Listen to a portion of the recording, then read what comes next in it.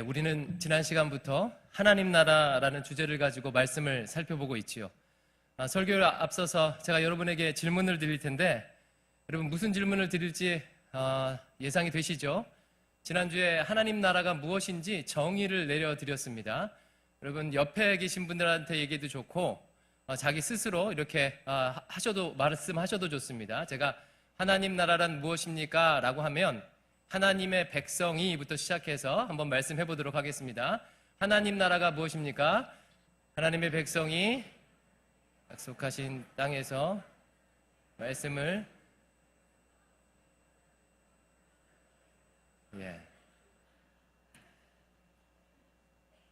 옆에 계신 분들 잘 하십니까? 제가 어제 그 청년부 더함 공동체 리더십 캠프가 있어서 여쭤봤는데 너무 잘하더라고요. 그래서 제가 상처 안 받고 오히려 감사했습니다. 잘 기억해 주셔서 고마워요.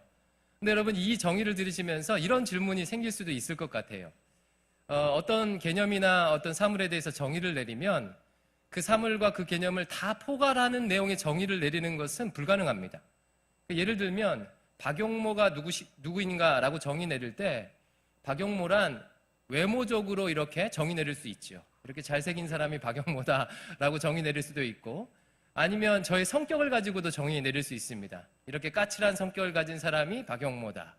그리고 아니면요 그 사람의 사회적 지위나 신분, 책임을 가지고도 정의 내릴 수 있죠. 박용모라는 사람은 목사이고 또 이렇게 청년부에서 담당하고 있고 집에서 이런 역할을 담당하고 있다라는 식으로 정의 내릴 수 있어요. 그러니까 지난주에 제가 하나님 나라에 대해서 정의를 내렸는데요. 이 정의는 하나님 나라가 가지고 있는 모든 것을 다 포괄하는 것이 아니라 특별히 어떤 강조점을 가지고 있습니다. 그러니까 저를 제 외모로 정의를 내리면 강조점이 있잖아요. 외모에 대한 강조점이 있지요. 그래서 오늘은 왜 하필이면 그런 정의를 내렸는지를 여러분에게 좀 말씀드리고 싶어요.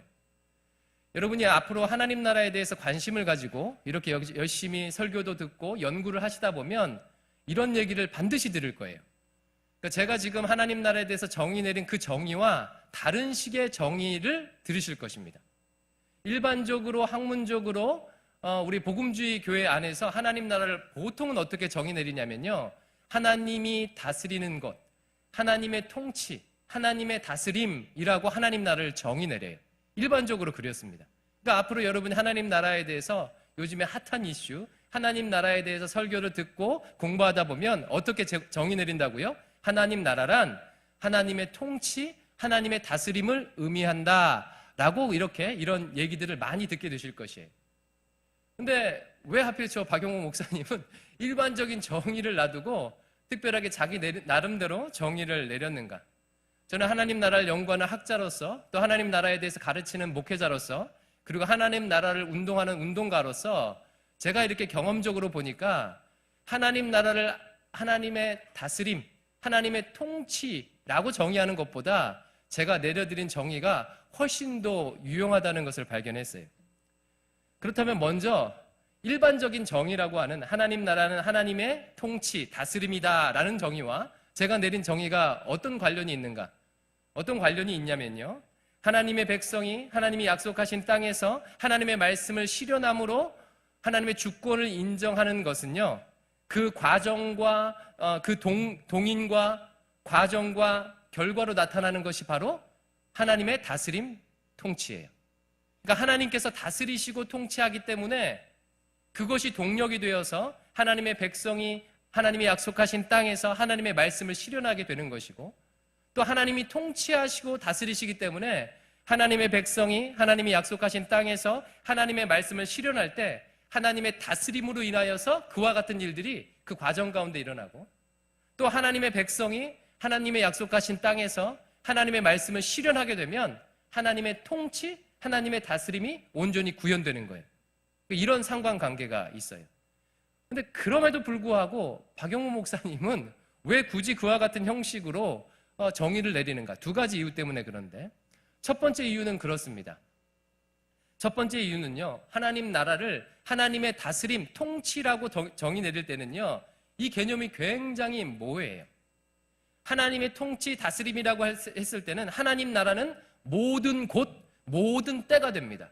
즉, 한번 생각해 보십시오. 하나님이 통치하시고 다스리는 곳은요, 어느 곳입니까? 모든 곳이에요. 모든 곳이 하나님이 통치하시고 다스리는 곳이고, 하나님이 다스리고 통치하시는 때는 언제입니까? 모든 시간이에요. 그래서 좀 이게 애매해져요. 모든 것이 하나님의 나라라면 결국 하나님의 나라는 아무것도 아닐 수가 있게 되는 겁니다. 실천적으로 그래요. 예를 들면 정치학 공부하다 보면 정치에 대해서 정의 내리는데, 현주자매 혹시 기억해요? 그 정치학 개론에서 그걸 배우게 되는데요. 만약 정치가 모든 것이라면 정치는 결국 아무것도 아니다 라는 그런 이제 얘기가 등장합니다. 그러니까 모든 것이 하나님의 나라라면 결국 하나님 나라는 아무것도 아닐 수가 있는 거예요. 그래서 제가 하나님 나라를 이루는 사명을 가진 우리가 실천적으로 접근하기 위해서 이와 같은 정의를 내리는 거예요. 이와 같은 정의를 내릴 때 하나님 나라 사역하면서 굉장히 구체적이고 분명하잖아요. 아, 하나님 나라 사역이라는 것은 하나님의 백성 만드는 사역이구나. 하나님과 원수된 자가 하나님의 백성 되도록 하는 사역이고, 또 하나님이 약속하신 땅에서 하나님의 말씀을 실현하는 사역이구나. 너무 분명하잖아요. 그래서 이와 같이 정의를 내리는 것입니다. 이와 같이 정의 내리는 두 번째 이유도 있는데, 이게 오늘 설교의 핵심이에요. 설교의 핵심입니다. 여러분, 현대교회는 하나님 나라에 대한 논의, 연구, 적용이 활발하게 이루어지고 있어요. 어제도 어떤 자매님께서 목사님, 요즘에요 제가 설교를 듣고 막 그러다 보니까 하나님 나라에 대한 얘기가 너무나도 많이 나와요. 핫 이슈인 것 같아요. 이런 얘기를 이제 하셨는데, 정말 그렇습니다. 그런데 이 현대교회가 하나님 나라의 논의 그리고 적용하는 그런 사역의 방향을 보면요, 두 가지 경향이 있어요. 두 가지 경향. 그러니까 하나님 나라를 이 땅에 이루기 위해서 현대교회가 사역하는 두 가지 경향이 있는데, 첫 번째는 무엇이냐면요, 하나님 나라 사역이라는 것은 구원 사역이다 라고 구원에 초점 맞추는 사역 경향이에요. 하나님 나라 사역인 구원 사역이다. 이게 뭡니까? 이제 구속에 초점을 맞추는 거죠. 인간을 죄와 사망의 권세로부터 구원하는 거죠. 예수님이 십자가에 달려 죽으심으로 그 모든 죄값을 담당하심으로 이제 우리가 구원받을 수 있게 되었다. 그 예수님을 영접하고 구원받아라. 이것이 하나님 나라의 사역이다 라는 그런 경향이에요. 보통 이와 같은 사역을 누가 하죠? 우리 이제 교회가, 특히 한국교회가 그동안 이 사역을 아주 잘 감당해 오고 있습니다. 이와 같은 하나님 나라의 사역의 경향이 있어요. 그리고 여러분에게 좀 생소할 텐데요, 또 다른 하나님 나라의 사역의 경향이 또 하나가 더 있는데, 그것을요 요약해서 한 단어로 표현하자면 해방사역이에요. 해방사역. 그러니까 첫 번째 사역은 구속사역, 구원사역이라면 두 번째 경향은요 해방사역이에요. 이게 뭐냐면요, 인간 세상 안에 있는 모든 억압, 차별을 끊고 참된 자유가 임하도록 하는 사역.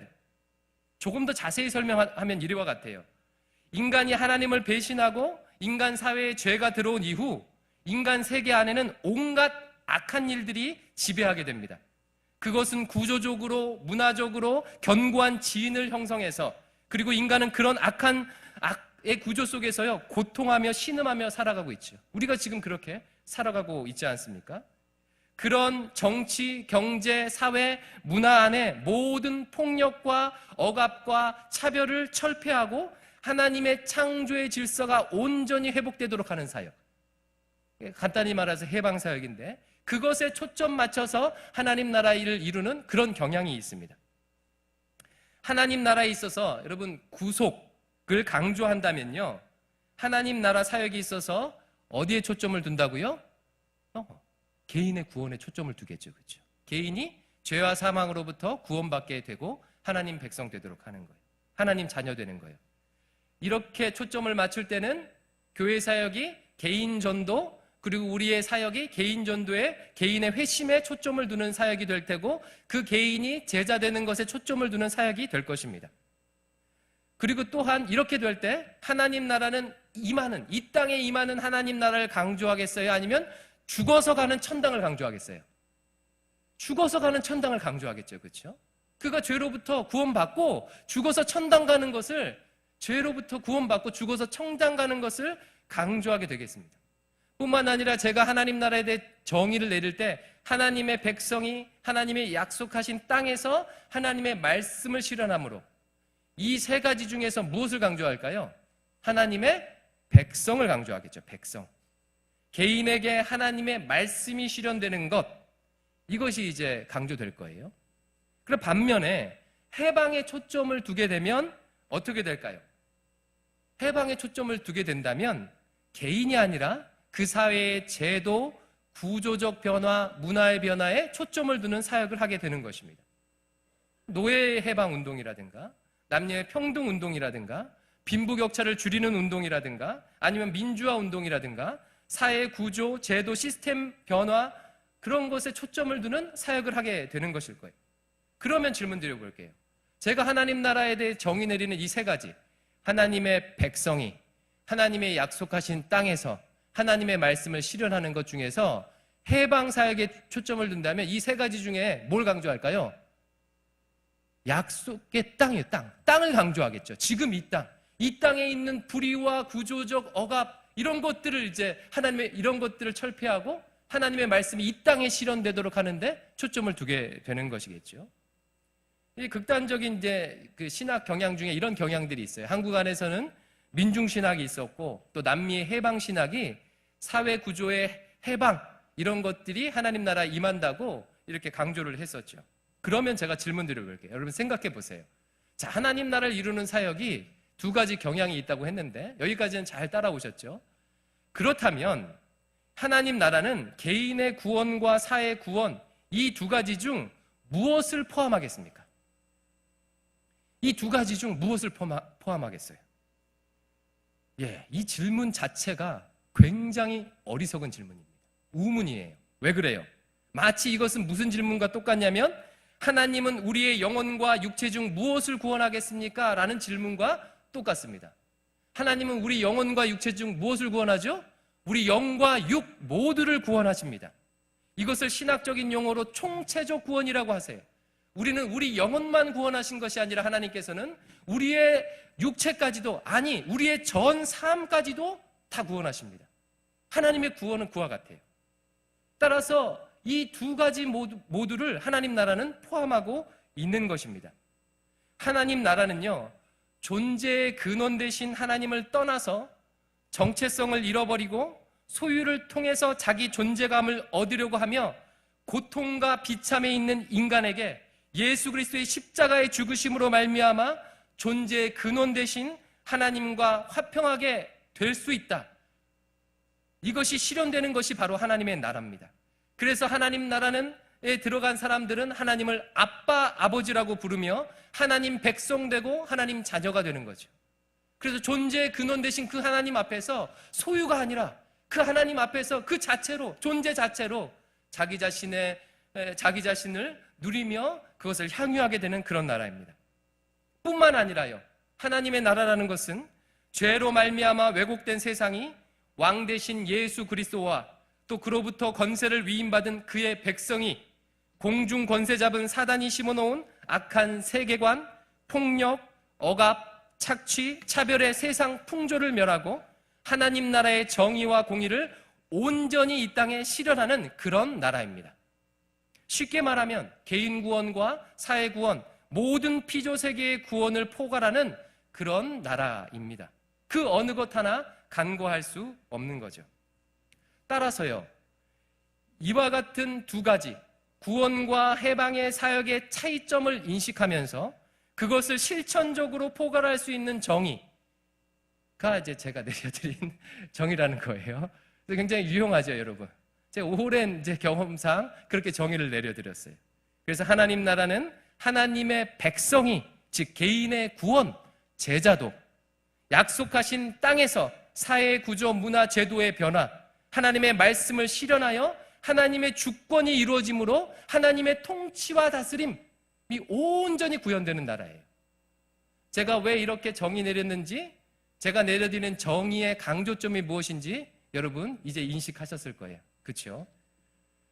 마치 학교에 온 것 같지 않습니까? 예, 지난주 제가 설교하고 났더니 목사님 강의를 듣는 것 같아요. 정신 바짝 차리십시오. 그러면 여기까지 오면요, 여러분들이 오랜 동안 한국 교회 안에서 개인의 구원에 초점을 맞춰서 그렇게 메시지를 전하고 했던 한국 교회 안에서 자라온 분이시라면 마음속에 이런 의문이 하나 들 수가 있어요. 목사님 들어보니까 굉장히 그 정의가 스마트하고 좋은 것 같아요. 굉장히 좋은 것 같은데, 근데 목사님, 이런 질문이 하나 있습니다. 어차피 예수님께서 나중에 재림하시고 세상에 종말이 오게 되면 이 땅은 완전히 없어지는 거 아닌가요? 그리고 새하늘과 새 땅이 이루어지게 되는 거잖아요. 그리고 그때는 구원받은 하나님 나라의 백성만 남게 될 텐데, 이 땅의 변화, 사회의 변화, 구조의 변화, 이런 것이 필요해요? 어차피 없어지게 될 거잖아요. 여러분, 이런 질문이 드시죠? 그렇죠? 드셔야 해요. 예, 이런 질문은 정당합니까? 정당하지 않습니까? 매우 매우 정당한 질문이에요. 그래서 말씀을 한번 볼게요. 계시록 21장 1절이에요. 예수님께서 재림하실 때 어떤 일들이 이 땅에 이루어지는가? 예수님이 재림하실 때 어떤 일들이? 계시록 21장 1절 말씀 같이 읽어보겠습니다. 시작. 또 내가 새 하늘과 새 땅을 보니 처음 땅이 없어졌고 바다도 다시 있지 않더라. 예, 예수님께서 재림하실 때 어떤 일이 일어난다고요? 지금 사도 요한이 반모섬에서 하나님이 주시는 계시를 봤는데, 예수님께서 재림하실 때 딱 봤더니 새 하늘과 새 땅이 임하는 거예요. 그리고 처음 하늘과 처음 땅이 없어졌고 처음 바다도 없어진 거예요. 그러니까 예수님 재림하시면 처음 피조세가가 없어지고 새 하늘과 새 땅이 임한다고 얘기하는 것입니다. 그럼 이 말이 도대체 무슨 뜻이에요? 여러분 한번 해석해 보십시오. 두 가지 해석이 가능한데, 첫 번째 해석은 이겁니다. 예수님이 재림하시면 원래 있던 세상 A라는 세상이 없어지고 완전히 다른 세상 B라는 세상이 임한다는 말이라고 해석할 수가 있어요. A가 없어지고 그것과 완전히 다른 B가 임한다. 가능하죠, 그렇죠? 처음 것이 없어지고 새 하늘과 새 땅이. 근데 또 이런 해석도 가능해요. 원래 있던 세상 A가 없어지고 그와는 질적으로 완전히 다른 A 다시가 임하게 된다 라는 해석도 가능해요. 이 두 가지 중에서 여러분, 우리 장로교의 신학, 특별히 저는 어떤 교파와 교단의 신학을 말하는 걸 정말 싫어하는데, 그래도요, 장로교의 신학, 칼빈주의 신학은 이 두 가지 중에 무엇을 지향하고 있습니다. 자, 만약에 A가 없어지고 A과 연결점이 하나도 없는 B가 임한다라고 한다면 우리가 이 땅에서 행하는 모든 문화, 사회, 제도, 구조 변화, 예술, 음악, 이런 결과들은요, 아무 의미가 없어요. 어차피 다 없어질 텐데. 사회 구원의 일, 해방의 일은 무의미한 일이 되는 거죠.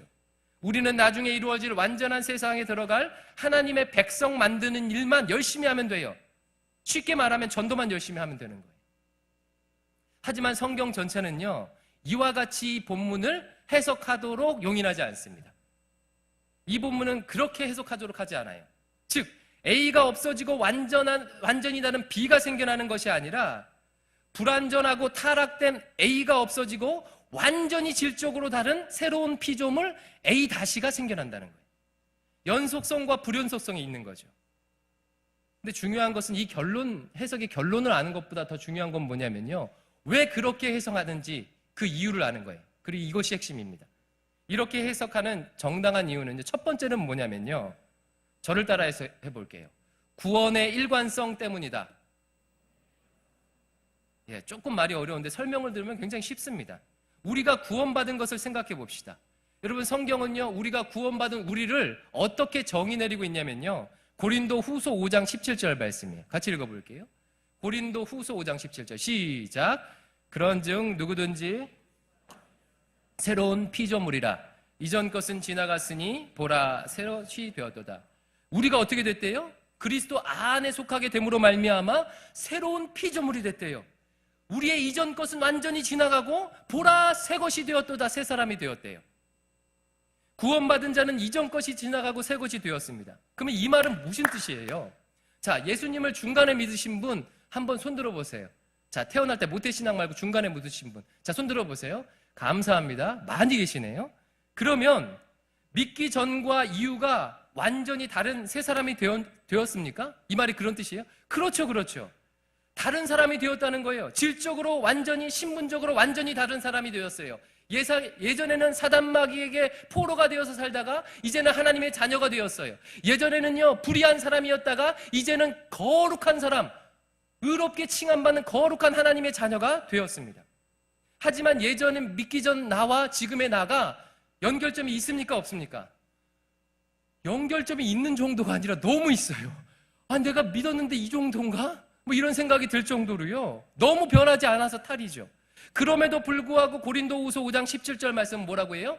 이전 것은 지나갔으니 보라 새 것이 되었도다 라고 하는 거예요. 우리의 구원이 이와 같이 이루어진다는 거예요. 자, 박영모라는 사람이 예수님을 안 믿다가 믿었어요. 그러면 박영모가 갑자기 예수님을 믿고 난 다음에 박신양이 되는 겁니까? 이런 게 아니에요. 그렇죠? 여전히 박영모예요. 대신 저는 여전히 저지만 완전히 질적으로 다른 거룩한 하나님의 백성 되는 거죠. 나중에 우리가 예수님 재림하실 때 부활하는 것도 마찬가지입니다. 여러분, 부활은요, 우리 영혼의 부활을 말합니까? 아니면 몸의 부활도 포함합니까? 몸의 부활도 포함하는 거예요. 몸이 완전히 없어지고 영만 남는 것이 아니라 이 땅에 살았던 그 몸의 부활입니다. 하지만 질적으로 완전히 다른 몸이죠. 그 질적으로 완전히 다른 몸의 표상으로 예수님의 부활을 떠올리시면 돼요. 예수님은 부활하셨는데 질적으로 완전히 달아서 시공간을 막 초월하잖아요. 막 시간과 공간을. 즉 연속성과 불연속성이 있습니다. 부활도요. 이와 같이 구원의 역사를 이루신 하나님께서 이 땅에 대해서도 동일한 일관성으로 구원하실 것을 우리는 합리적으로 추측하고 적용할 수 있다는 거예요. 이게 첫 번째 이유예요. 두 번째 이유는요, 무엇이냐면 창조의 완전성 때문에 그렇습니다. 창조의 완전성. 여러분, 하나님께서 태초에 천지를 창조하실 때 완전하게 창조하셨습니까? 불완전하게 창조하셨습니까? 되게 헷갈려요. 그렇죠? 완전하게 창조하셨는데 타락하고 막 완전하게 창조하셨어요. 어떻게 해요? 성경적 증거가 뭐죠? 하나님께서 천지를 창조하신 다음에 보시기에 심히 좋았더라. 히브리어로 토부, 선하더라. 하나님이 평가하기에 완전할 만큼, 선할 만큼 그렇게 완벽하게 창조했어요. 그러면 왜 완전한데 어떻게 타락해? 예전에 제가 이거 설명했습니까? 안 했습니까? 하나님이 선하시는데 어떻게 악이 존재하느냐라고 하면서 했잖아요. 여러분, 타락할 수 있다는 것은 불완전의 증거입니까? 완전의 증거입니까? 완전의 증거이죠. 타락할 수 있다는 것은 우리가 온전한 자유의지가 있다는 거예요. 우리가 온전히 선과 악을 선택할 수 있는 그런 자유의지가 있다는 거예요. 자판기가 더 완전합니까? 스스로 생각하고 결과를 도출해는 AI가 더 완전합니까? AI가 자판기보다 훨씬 더 완전해요. 훨씬 더 수준 높은 기계입니다. 하나님은 우리를 로봇으로 만들어 놓지 않으셨어요. 무조건적으로 사랑하고 무조건적으로 선을 선택하도록 그렇게 로봇으로 만들지 아니하셨죠. 자유의지로 하나님을 사랑할 수도 있고 사랑하지 않을 수도 있고 하나님을 선택할 수도 있고 선택하지 않을 수도 있고 온전한 자유의지를 가진 완벽한 존재로 만들었습니다. 그런데 하나님께서 마지막 날 자신이 창조하신 이 모든 피조 세계를요 다 멸하시고 완전히 다른 것을 이루신다면 여러분, 이것은 어떤 것입니까? 자신의 처음 창조를 부인하는 거예요. 부인하는 것입니다. 하나님은 그렇지 않으시죠. 처음 창조한 인간의 몸을 완전히 멸하지 않고 부활을 통해서 더 영화로운 몸으로 이루신 것처럼 처음 창조한 피조 세계를 멸하지 않고 예수님이 재림하실 때 질적으로 완전히 다른 새 창조의 역사를 이루시는 거예요. 바로 이와 같은 창조 신학 때문에 계시록을요 그렇게 해석하는 것이 정당한 것입니다. 이게 두 번째 이유예요. 첫 번째는 뭐였어요? 구원의 일관성. 두 번째는요 창조의 완전성. 세 번째, 마지막. 오늘 제가 제일 강조하고 싶은 게 이 부분이에요. 왜 계시록을요 A에서 B가 아니라 A에서 I 다시로 이렇게 해석하느냐? 그것은 바로 예수님께서 가르쳐 주신 하나님 나라 가르침 때문에 그렇습니다. 하나님 나라의 속성 때문에 그래요. 하나님 나라의 속성 때문에. 예수님이 전한 복음을 우리 다시 한번 읽어볼게요. 마가복음 1장 14절에서 15절인데 예수님께서 세례 요한으로부터 세례를 받고 드디어 공적인 삶을 시작하시면서 복음을 전하십니다. 다 예수님의 입술을 주목하고 있는데 예수님께서 어떤 복음을 전하셨어요? 자, 같이 읽어볼게요. 시작. 요한이 잡힌 후 예수께서 갈릴리에 오셔서 하나님의 복음을 전파하여 이르시되 때가 찼고 하나님 나라가 가까이 왔으니 회개하고 복음을 믿으라 하시더라. 예수님께서 전하신 복음이 무슨 복음이라고요? 하나님 나라 복음이에요. 그런데 질문 드려볼게요. 자, 하나님 나라를 전하면서 뭐라고 하세요? 하나님 나라가 가까이 왔고 라고 전하셨어요. 그러면 하나님 나라가 임했다는 것입니까? 앞으로 임할 것이라는 얘기예요. 예, 이렇게 질문하니까 좀 헷갈려요. 헷갈리지만 애매하게 하지만 그 말 자체를 보면요, 미래적이잖아요. 가까이 왔어요. 아직 임하지는 않은 거지, 그게. 예, 아직 안 왔고 가까이 금방 올 거다, 뭐 이런 의미처럼 받아들여져요. 근데 이 표현이요, 굉장히 재밌습니다. 우리나라 말 같은 경우는 이제 시제가 완료 시제 이런 거 없잖아요, 그렇죠? 완료 시제를 표현하려면 길게 문장으로 표현해야 돼요.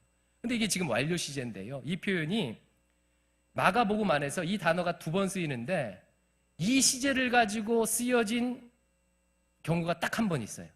이 경우를 보면 이 의미가 어떤 건지 여러분 딱 오실 텐데, 가까이 왔느니라 이 말이 마가복음 안에서, 같은 마가복음 안에서 쓰인 경우를 한번 볼게요. 마가복음 14장 42절 43절 42절 43절 읽을 텐데, 이게 무슨 얘기냐면 예수님께서 감람산에 감남산에서 이제 기도하시다가 드디어 로마 군병에서 잡히시기 직전이에요. 기도를 딱 마치고 밤이 맞도록 기도하신 다음에 밤이 맞도록은 아니죠. 기도하신 다음에 딱 내려와서 산 밑에 딱 내려올 때 되니까 이제 가룟 유다가 로마 군병들을 이끌고 주님을 이제 잡으려고 오는 그 장면입니다. 그 직전이에요. 42절을 읽어볼게요. 시작. 일어나라, 함께 가자. 보라, 나를 파는 자가 가까이 왔느니라. 예수께서 말씀하실 때에 곧 12 중에 하나인 유다가 왔는데 대제사장들과 서기관들과 장로들에서 파송된 무리가 검과 뭉치를 가지고 그와 함께 하였더라. 자, 예수님께서 나를 파는 자가 가까이 왔느니라. 이 말 자체는 미래예요? 아니면 지금이에요? 미래죠, 미래. 나를 파는 자가 가까이 왔다, 지금 오고 있다는 거예요. 근데 43절 말씀 보니까 어떻게 해요? 예수께서 말씀하실 때에 말씀하시는 중이에요. 12 중에 하나인 유다가 이미 왔어요. 과거예요. 이게 참 재밌는 표현. 그래서 영어 성경은요, 하나님 나라가 가까이 왔으니를요 다양하게 번역됩니다. 가까이 왔느니라 말씀하실 때 유다가 왔어요. 말 자체는 미래인데 말을 하는 중간 이미 실현되는 거예요. 이름이 실현돼요. 예수님이 하나님 나라가 가까이 왔느니라고 하실 때 이미 하나님 나라가 이 땅에 임하게 되는 것입니다. 그래서 예수님이 이 땅에 오심으로 말미암아 하나님의 나라는 이미 임했다, 안 임했다? 임했다. 신약 성경의 다른 부분들이 이것을 여러 차례 정말 많이 강조하고 있어요. 제가 대표적으로 2가지만 설명드릴게요. 예수님께서 공생애를 시작하실 때 자기 가족들이 있는 지역에서 갑자기 이사야서 말씀을 딱 펴니다.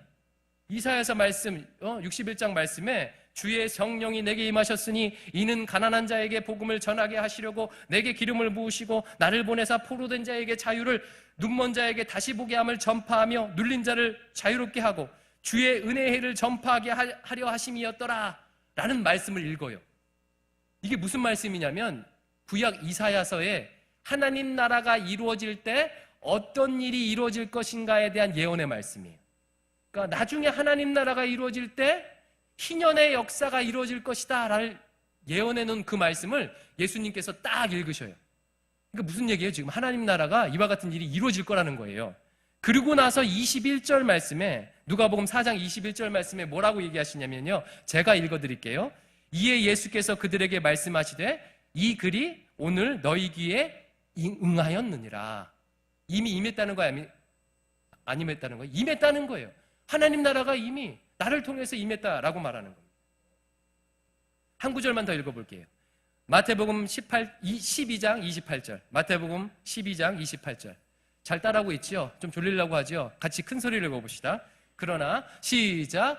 그러나 내가 하나님의 성령을 힘입어 귀신을 쫓아내는 것이면 하나님의 나라가 이미 너희에게 임하였느니라. 예수님께서 귀신을 쫓아내고 난 다음에 말씀하셔요. 성령을 힘입어 귀신을 쫓아내는 것이면 이미 임하였다. 예수님으로 말미암아 하나님 나라가 임했다는 거예요, 안 임했다는 거예요? 임했다는 거예요. 그런데 이상하게 신약 성경을 보니까 또 이상하게 하나님 나라가 이미 임했다고 지금 예수님이 그러셨는데 앞으로 임할 것처럼 얘기하는 구절이 있습니까? 없습니까? 있어요. 예를 들어서 달란트 비유를 보세요. 달란트 비유는요, 주인이요, 종들에게 달란트를 나눠주고 나중에 와서 결산하신다는 내용이에요. 그러니까 나중에 지금 주인이 다시 와서 결산할 거다. 먼 미래에 주인이 올 거다. 그걸 준비해라, 대비해라 라고 얘기해요. 뿐만 아니라 열처녀 비유 여러분 기억하시죠? 그 등잔, 신랑이 오는 것을 준비하는 열처녀 비유도요, 나중에 신랑이 다시 오실 것을 대비해서 기름을 준비해라 하고 미래에 이루어질 하나님 나라를 얘기해요. 결정적으로 오늘 요한계시록이 뭐라고 얘기합니까? 마지막 날에 새하늘과 새 땅이 이루어지는 거예요. 마지막 날에 새 예루살렘 성이, 마지막 날에 하나님 나라가 이루어지는 거예요. 뿐만 아니라 예수님께서 주기도문에 뭐라고 말씀하셨어요? 나라가 임하옵소서라고 기도하라. 먼저 그의 나라 의를 구하라고요. 하나님 나라가 임하옵소서라고 기도하래요. 이미 임했으면 그렇게 기도할 필요가 없잖아요. 따라서 이와 같이 모순적인 그런 성경의 진술을 통해서 우리는 하나님 나라가 어떻게 이루어지는지를 우리 이렇게 얘기할 수가 있어요. 성경이 말하는 하나님 나라는 예수님께서 이 땅에 오심으로 이미 임한 나라이며 뿐만 아니라 예수님이 재림하심으로 앞으로 완성될 나라이다. 예수님께서 이 땅에 오심으로 말미암아 already 이미 임했고 그러나 아직 완성되지 않아서 but not yet 아직 완성되지 않았다. 이것은 점점 자라나서 나중에 주님 재림하실 때 완전히 완성될 나라다라는 것을 우리가 알 수 있어요. 이제 다 끝났습니다, 여러분. 여기까지 오셨으면 돼요. 그리고 이것을 가장 잘 보여주는 비유가 있어요. 이 하나님 나라의 속성을 가장 잘 보여주는 비유가 뭐냐면 오늘 우리가 읽은 본문이에요. 마태복음 13장 31절과 32절 읽어볼게요. 시작. 또 비유를 들어 이르시되 자기 밭에 심긴 겨자씨 하나 같으니 이는 모든 씨보다 작은 것이로되 자란 후에는 풀보다 커져서 나무가 되매 공중의 새들이 와서 그 가지에 깃들이느니라.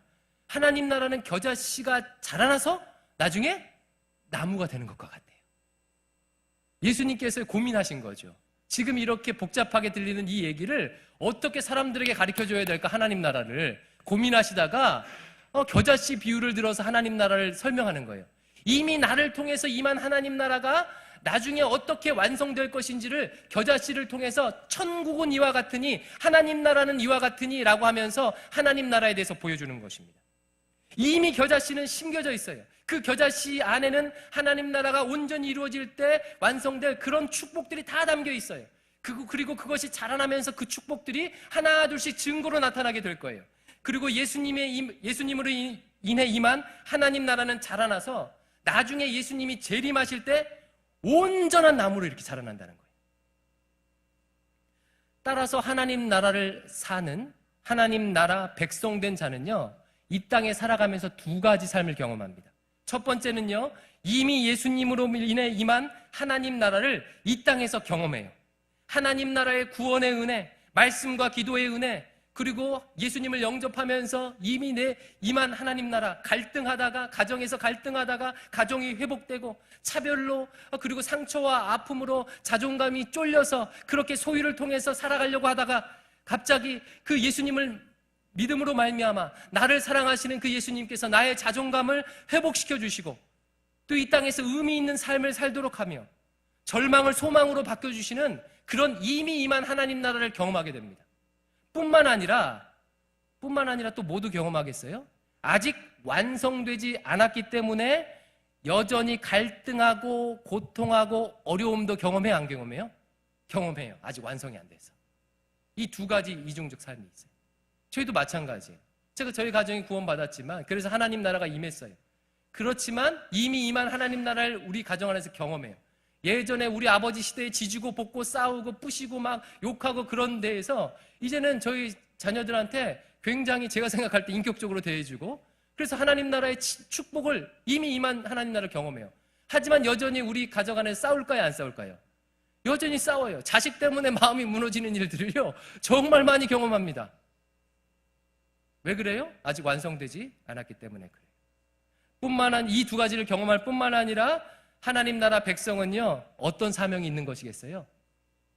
그 하나님 나라를 소망하며 완성해야 될 사명이 있는 거예요. 그래서 하나님께서 우리에게 나라가 임하소서라고 기도하라고, 먼저 그의 나라와 의를 구하라고 그렇게 우리에게 도전하시고 우리를 사명의 자리로 초청하시는 것입니다. 이제 돌아와 봅시다.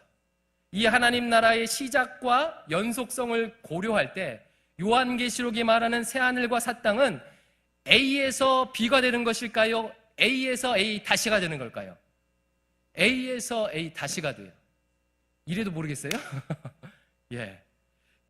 하나님께서 이러는 거예요. 맨 마지막 날에, 예수님이 심어놓은 그 겨자씨를 맨 마지막 날에 겨자씨를 완전히 다 갈아엎고 새로운 겨자나무를 심겠어요?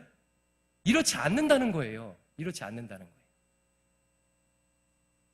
이렇게 이와 같은 already but not yet의 하나님 나라를 믿는 신자는 이 땅의 삶이 완전히 다르겠죠.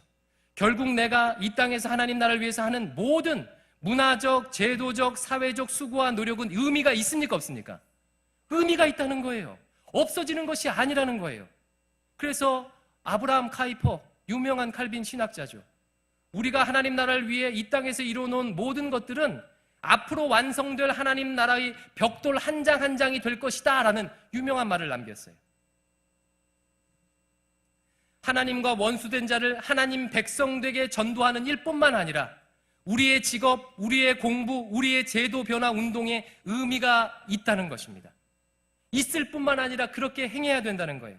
우리가 우리의 속한 기숙사에 가서, 학교에 가서 그 땅의 불의를 끊고 제도 변화를 위해서 수고하는 모든 일들, 이 땅의 이 한국사회, 불의한 한국 사회에서 정의와 공의를 추구하는 그런 운동을 하는 모든 일들은 의미가 있다는 거예요.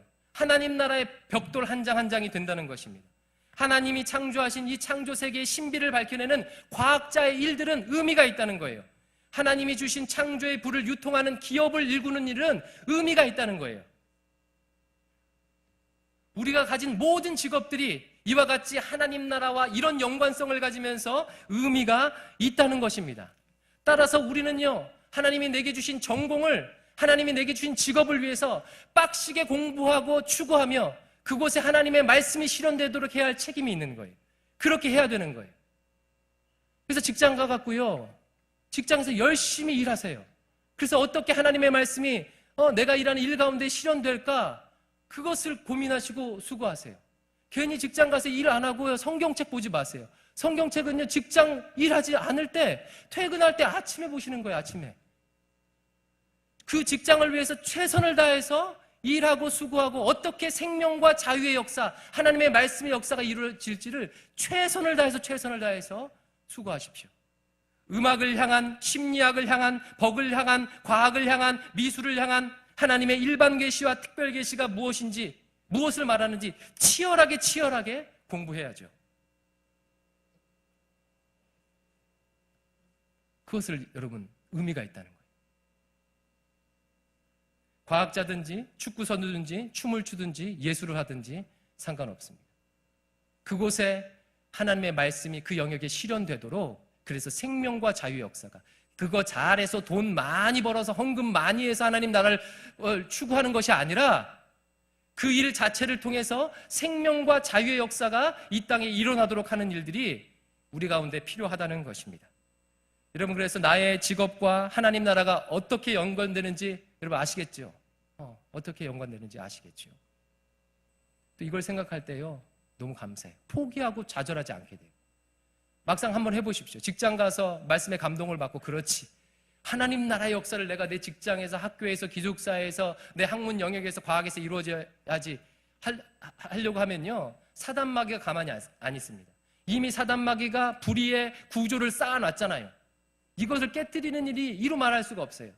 온갖 핍박과 억압과 도전을 받게 돼요. 그러면요, 마음이 쫄리고 무섭고 두렵고 슬프고 왕따 당하고 막 이런 일들이 발생해요. 그런데 오늘 말씀을 보세요. 위로가 되죠. 왜요? 주님께서 재림하시면 새 하늘과 새 땅이 이루어져서 나의 수고가 헛되지 않고 온전한 하나님 나라를 완성할 것이기 때문에 그렇습니다. 따라서 울어도 완전히 엎드러지지 마세요. 잠깐 넘어져도 완전히 포기하지 마세요. 주님께서 온전히 이루실 거예요. 주님께서 나의 수고에 기름 부으셔서, 불완전한 나의 운동에, 나의 수고에 기름 부으셔서 완벽한 하나님 나라를 구현하실 거예요. 따라서 나는 지금 겨자씨에 물 뿌린 때인지 아니면 줄기에 비료를 줄 때인지 그거 하고 있는 거예요. 그거 하고 있는 거예요. 말씀을 정리합니다. 하나님 나라란 하나님의 백성이 하나님 약속하신 땅에서 하나님의 말씀을 실현하는 나라입니다. 총체적 구원이 성취된 나라입니다. 따라서 하나님 나라의 사역이란 하나님을 알지 못하는 하나님과 원수된 자가 하나님 백성 되도록 그에게 복음을 전해서 구원하는 사역일 뿐만 아니라 이 땅의 생명과 자유의 문화구조, 제도를 만드는 일 모두를 포함하는 그런 사역인 것입니다. 이것을 위해서 자신의 생명을 들이시고 자신의 삶을 온전히 들이시는 우리 청년들, 성도들 되기를 주의 이름으로 축원드립니다.